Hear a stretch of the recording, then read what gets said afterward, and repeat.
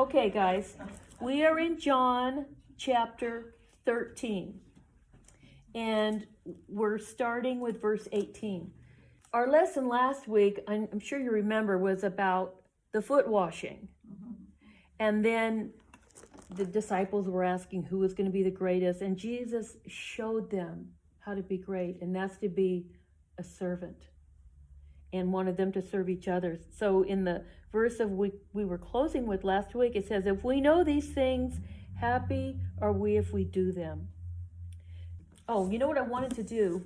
Chapter are we on? Chapter 13. 13. First, I want to show this picture here to everybody. I want to show it to you. You're all going to recognize this picture is Leonardo da Vinci's picture of the Last Supper. And that's what we're talking about tonight, is the Last Supper. But this picture's got some problems. Now, I know that he's an artist, and I'm an artist. So I understand why he put them all on one side of a table. But let's face it, nobody eats like that. Yeah. I've always wondered. You don't have a huge long table and everybody sits on one side. Yeah. It's because the artist wanted to get everyone's expression, get all the disciples, their faces and all of that in there. Also, he has some other mistakes, like he has fish on the table, which surely wasn't there. So I want you to get this in your mind the way it really was, because we're going to be talking about them sitting at this table. So we don't know exactly what kind of table it was, except that it wasn't like that. It could have been a rectangle or a square or a circle, but they were all seated around it. And in this situation, the Apostle John, who wrote this book, he's sitting right next to Jesus. And then Peter is a little bit further away, and that's going to have some meaning as we go on with this story. So starting in verse 18, he says, I speak not of you all. So he doesn't want everyone to get alarmed. I know whom I have chosen, but that the scripture might be fulfilled. He that eateth bread with me has lifted up his heel against me. And he's quoting Psalm 41:9. And he's speaking of Judas. And one thing I want to tell you, all because Jesus knows something doesn't make it happen. He just knows that it's going to happen. He's not making it happen. Judas has opportunities to change his mind. And we're going to see that. Verse 19. Now I tell you before it comes to pass that when it does, you're going to believe that I am. So he's telling them about Judas now. So later on, when they're looking back on this, they're going to say, oh yeah, he told us that. He already knew that. Then verse 20, truly, truly, I say unto you, he that receiveth whoever I send, which is going to be them eventually, receives me. And he who receives me receives him that sent me. So he's kind of giving them this assurance that when they end up going out after they're filled with the Spirit, that whoever accepts them is accepting Christ. And if you're accepting Christ, you're accepting God. Then verse 21. When Jesus had said this, he was troubled in his spirit and testified and said. Now this is why he was troubled in his spirit. Truly, truly, I say unto you that one of you shall betray me. I want to go back to the very first verse in chapter 13. And it says that he loved them to the end. That included Judas. That's why he was troubled in his spirit. Because this one that he was loving, he knew what he was going to do to him. Then the disciples looked one on another, wondering, doubting of whom he spake, wondering, who is it? And what's really interesting, well, first of all, let me read from another gospel in Matthew, and this is what they say. And they were exceeding sorrowful, and began every one of them to say unto him, Lord, is it I? They were all wondering, could it be me? But don't you think it's strange that none of them said, oh yes, it's Judas.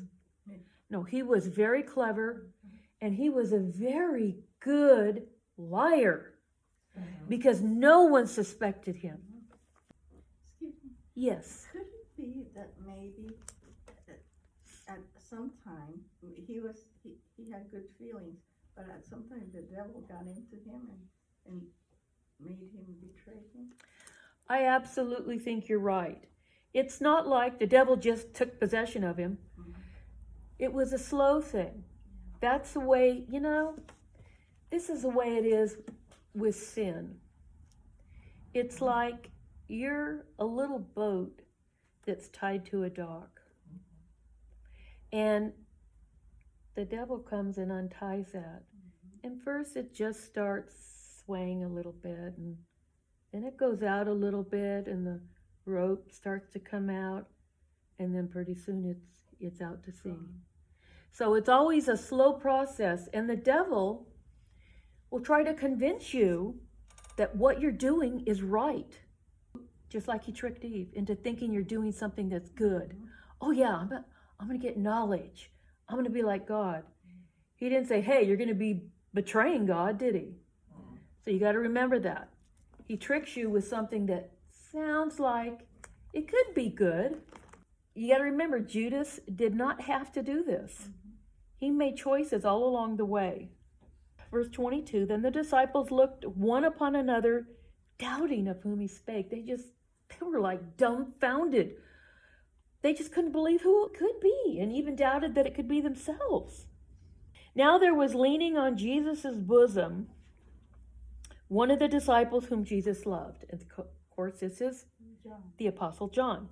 And Simon Peter, therefore, beckoned unto him that he should ask him who he spake of. So you got to get this. He's leaning on Jesus like this, and it's pretty close to his ear, right? Peter's on the other side of the table, and I don't think this is like stuff they're saying out loud. He's like, ask him. Verse 25, he then lying on Jesus' breast said unto him, and I think it was more like a whisper because he's right up close to him, Lord, who is it? And Jesus answered, but you got to realize he's only speaking to John. John's the only one who asked him. He it is to whom I shall give the sop when I have dipped. And he dipped the sop and gave it to Judas Iscariot, the son of Simon. The other ones didn't see or didn't know that. No, they didn't know. Yeah, they may not have noticed any of this stuff going on between Peter and John. So here's the thing. Jesus is giving Judas one more chance. He dips his sop, and that's something you do in friendship. I'm giving this to you. He's being kind. Kindness. It was his last opportunity to escape. But it says immediately after that, Satan entered into him. That means at that moment, Judas said, I'm going to go ahead and do this. So he rejected that offer of kindness that Jesus gave to him. And so then he was on the path. He was on the path of what he was going to do. Yeah, Satan's conflict with trying to get Judas's heart was over. Then Satan knew, okay, this is it. We got it. And after the sop, Satan entered into him. Then said Jesus unto him, what you do, do quickly. So one thing you got to know is that even though he's turned over to evil, Jesus or God is still in control. He's still telling him what you're going to do quickly. One thing I want to tell you about that is something that McGee says about that phrase, do it quickly. What God does, he does slowly. What the devil does, he does quickly. The devil must move fast because his days are limited. That's right. God has all eternity to accomplish his purposes. Amen. Right? Okay, so verse 28. No man at the table knew for what intent he spake this to him. Now nobody knew, not even John knew why he said this. Whatever you're going to do quickly. And you know, you kind of think, well, hey, wouldn't you suspect the treasurer? But they didn't. And so what they assumed was, in verse 29, it says, only some of them thought that because Judas had the bag or their little treasury box, that Jesus had said unto him, buy those things that we need for the feast, or that he should give something to the poor. But what's interesting about that is that this is what they would automatically think, that he would give something to the poor, which means Jesus was doing this all the time, telling Judas, oh, you know, with the money that they had, go give to the poor. Because this was what they automatically thought of, right? He then, Judas, having received the sop, went out immediately, and it was night. Now, this has a very spiritual connotation. He went out into eternal night. He went out into eternal darkness. And so John doesn't even need to say that, and it was night. But John, in his writings, talks about Jesus being the light of the world. He said that the light came into the darkness, and the darkness comprehended it not. So he refers to Jesus as the light and talks about the darkness as the darkness of men's hearts. That's something to pay attention to. When John says he went out and it was night, he went out into eternal darkness. Oh, you know, there was something I wanted to mention, and that was that when John says, after the sop, Satan entered into him. Well, you think, how did John know that? Well, he probably knew it because looking back afterwards. But when it says that Satan entered him, he could have even seen an expression on Judas's face that changed. Because when you are completely given over to evil, you look different. And I've seen some of these serial murderers on TV, and you know what? They look scary. Yeah. They do. It's the look in their eyes. Yeah. So this could have been something that John may have, even later on, when he was writing, said, you know, I remember that. That was when Satan entered him. So verse 31, therefore, when he was gone out, Jesus said, now is the Son of Man glorified, and God is glorified in him. If God be glorified in him, God shall also glorify him in himself, and shall straightway glorify him. There's a lot of glorification going on there in those two verses, right? Yeah. I'm going to tell you what it means. All this talk about glorification means he's going to be making himself known. And so when you see glory, you recognize it. So he says in verse 1, the Son of Man, which we talked about why he's called the Son of Man. And God is glorified in him, meaning God is going to be made known through him. And then it said, if God is known through him, then God is also going to make known him in himself. And then it says, and shall straightway glorify him. When it says straightway, that means immediately. Immediately. But one thing you got to understand is that right now it's immediate too. And from that time until every generation until now, and every generation until Christ comes, he can be known immediately, because it says it right here. Little children, yet a little while I am with you. You're going to seek me, and as I said unto the Jews, where I go, you cannot come.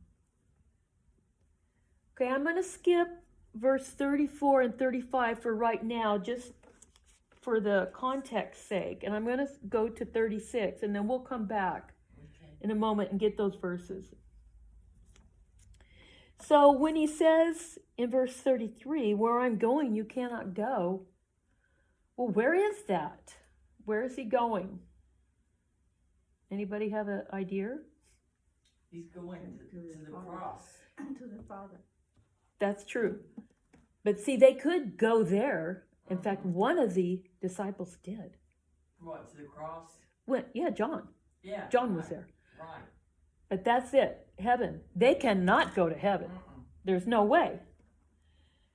That's why he's saying, where I'm going, you can't come. You can't follow me.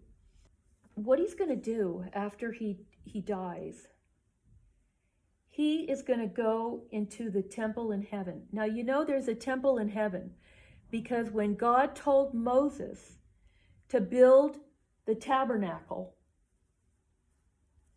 that is in Hebrews 8:5. Moses was admonished of God when he was about to make the tabernacle. For see that ye make it all things according to the pattern which is shown to thee in the mount. That's because it was the exact pattern of the temple in heaven. There's a holy of holies there. There's an altar. So Christ, in Hebrews 9:11 through 14, this is telling where he was going, where they couldn't go. But Christ, being come a high priest of good things to come, by a greater and more perfect tabernacle, not made with hands. That is to say, not of this creation. So he's talking about the one in heaven. Neither by the blood of goats and calves, but by his own blood, he entered in once into the holy place. That's the Holy of Holies that's up in heaven, having obtained eternal redemption for us. So that's what he's talking about right here. He's saying, you can't go there. Then in verse 36, Simon Peter said unto him, Lord, where are you going? And Jesus answered him, where I go, you cannot follow me now, but you're going to follow me afterwards. So what he's saying there is that there's a verse, 1 Corinthians 15:50. Flesh and blood cannot inherit the kingdom of God. Our bodies aren't able to go into that dimension. That's one reason why they can't go. Because you got to think about it. Angels are around us right now, but we're not in their dimension. Okay? And then Peter says in verse 37, Peter said unto him, Lord, why can't I follow thee now? I will lay down my life for thee. And you know, I think when he said that, he really believed it. I don't think he was faking. He just didn't know himself. That's all. And that's what he thought. But Jesus answered him, will you lay down your life for my sake? Truly, truly, I say unto you, before the rooster crows, you are going to deny me 3 times. Not only would he not die for him, he wouldn't even follow him that night. He was scared. He was scared. All the disciples, not only would he not follow him to the cross, he would deny him 3 times. I don't even know this guy. I don't know what you're talking about.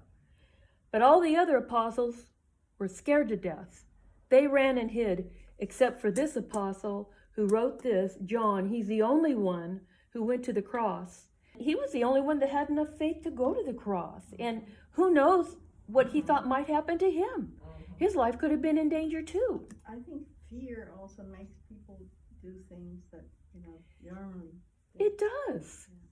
It does. But you know what David said? At what time I am afraid, I will trust the Lord. Mm-hmm. Okay, now we're going to go back and pick up verse 34 and 35.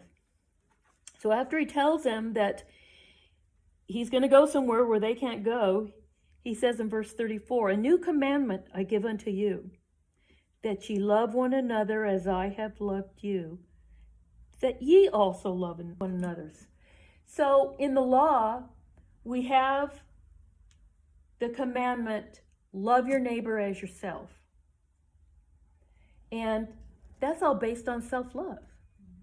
Because the law takes for granted that you love yourself. because that's human nature. So it says, if you just love other people the way you love yourself, you'll be keeping the law. But what Christ did, he raised it to a higher standard.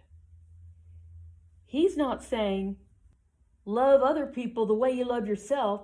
He's saying, love other people the way I've loved you. And they're going to realize that he loved them to the death. And then going back to verse 1, he loved them unto the end. Even Judas. And you'll see what he says to Judas in the garden, my friend. He calls him a friend. So what he's saying is not by works of majesty and power. It's going to be how they love one another. By this shall all men know that ye are my disciples. So they're not going to know that they are his disciples because of the miracles that they do, which they do. They even raise people from the dead. They heal people. But it's going to be the love that's going to overshadow everything. And when you think about it, that's what overshadows us, because we're such terrible sinners that you think, how could God love us? While we were yet sinners, he died for us. So that kind of love, that's the kind of love that we have in our hearts that we need to share with, first of all, the family of God, and after that, the world. Okay, that's my lesson.